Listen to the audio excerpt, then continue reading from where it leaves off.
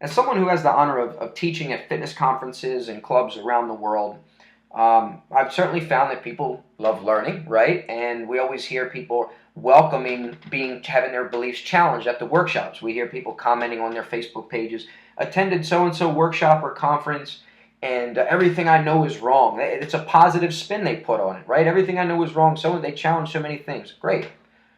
But on Facebook, it's the opposite. It's a negative spin, right? So somebody posts something. And what I noticed that early on in my Facebook days, I don't do this anymore because I learned my lesson, which is what I'm sharing with you today here, is you maybe post something and say, hey, well, what you said there was wrong, or it may not be 100% accurate. Here's what this research, blah, blah, blah, blah. Here's what the research says. And then all of a sudden I was looked at, I was called a bully, guys acted like I was attacking them and got defensive, and I'm thinking, well, wait a minute. People come to my workshops and they're happy to have their beliefs challenged and they put a positive spin on it. But when I challenge them on Facebook, it's immediately a negative spin, or 9 times out of 10, it's a negative spin. Why is that? We've all observed this too. Well, here's what I've come up with. This is why I changed my ways with Facebook. I no longer try to teach on Facebook. I just share my thoughts on my page. What I mean by no longer try to teach is if I see some gratuitous nonsense or even just some partial nonsense, I don't get on somebody else's page and try to correct them at all. I don't do it. Here's why. What I found is that when somebody, or at least this is my hypothesis on the situation here, is that when somebody comes to a workshop, attends a workshop, whether it be my own or somebody else's, or a conference or whatever, they're in the open mode. So this open and closed mode learning thing that's what I label it. And what it is it's opening up to say, hey, here's my money, here's my time. I'm trusting you. I'm opening up to be challenged, and I want to learn. I'm opening up to you. They're in what I'd call open mode learning.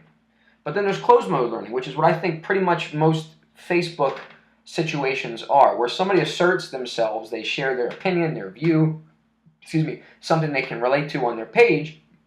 But if somebody else goes on there and says, hey, what you said is wrong, they haven't done that step as they did with the conference, where they've opened up to you and say, hey, I'm willing to be challenged. Now, you would think, hey, if you're putting it out on a public forum, that you're welcome to be challenged and you'd accept that.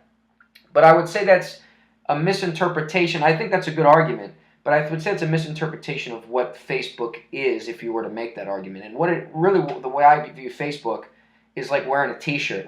Things that you'd put on a T-shirt, it's like things that you'd put on your wall, right? So if somebody's a big NRA fan, right, it wouldn't be socially acceptable, regardless of your stance on that, for somebody to sit down next to that person on a random and say, you're an a-hole because you've got an NRA shirt on. Let me tell you all the bad things that the NRA does and blah, blah, blah, or vice versa, right? You wouldn't do that. That's socially unacceptable, and you would expect maybe to get punched in the face or at least have a problem, right? But yet that's kind of what it's like on Facebook. Somebody says, here, boom, this is what I believe. They put it on their wall, and then somebody just goes right up to them and says, you're wrong, blah, blah, blah. So, of course, it's awkward and it's perceived as negative because there's not that acceptance, right, that's been made by that person, okay?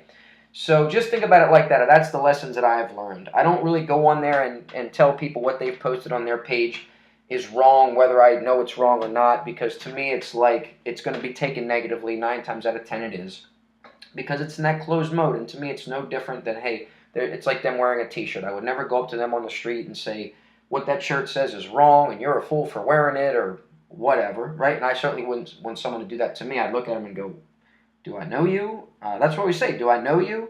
You can't talk to me like that. We let our friends talk to us differently than other people, right? Because there's that level of trust, that level of comfort.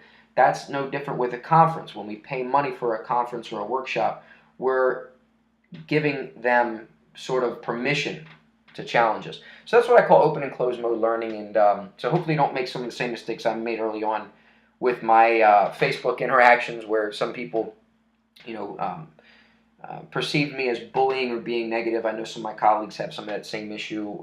I think I've overcome that because it's been a while since I've done that. I certainly never had bad intentions, and I felt that it was misrepresenting what my intentions were because of that situation. So just understand that there are good and bad times, and not every time is open to teach, just in case, if you find somebody's wrong, and you want to make sure you create that openness, whether it be through building more of a relationship with them, or just wait for the right time and place to teach. Even though we always all want to learn, we're not always in the open position to welcome being challenged.